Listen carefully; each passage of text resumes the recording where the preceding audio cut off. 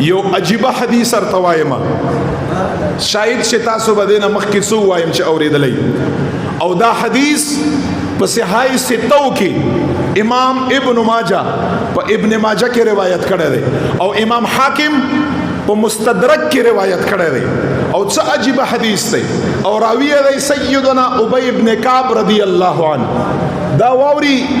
سړی حیران شي عمر فاروق رضی الله عنه خدای پاک څومره شان ور کړی نبی علیہ الصلوۃ والسلام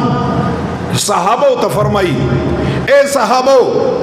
تاسو ته پته ده چې زما په امت کې قیامت په ورځ باندې هغه څوک دی نبی علیہ السلام فرمایي چې خدای پاک جل جلاله با ټولنا اول خپل دست قدرت د سره ملاوي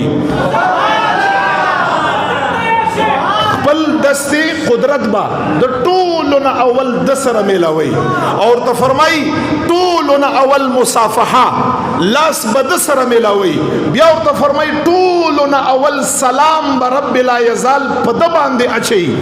او بیا درې ورته فرمایي تاسو ته پته ده چې قیامت په ورځ باندې هغه څوک دی چې رب لا یزال به په خپل دست قدرت باندې لاس نه اونسي او جنت ته به داخل کا خپل لاس باندې به ونسی خپل لاس به ور سره ملاو کا خپل لاس باندې به سلام ور سره وکا دا شخصیت څوک دی صحابه کرام ورته فرمای یا رسول الله تا استا الله خپواږي ورته فرمای اے صحابو دغه کس چې الله به سلام ورته کا الله به لاس ورکي کما یلیق بشانه الله به خپل لاس باندې لاس نه ونسی جنت ته به داخل کا زما په امت کې ټول لا لومبای شخص هغه شخصیت سیدنا عمر فاروق رضی الله عنه داس شخصیت چې رب هغه ته سلام کا رب هغه داغه په خپل لاس باندې لاس نه نسی رب ور سره مصافحه کا کما یلیق بشانه او په امت کې به اول انسان لاس نه نسی او رب یا په خپل دست قدرت باندې جنت ته داخلي اے صحابو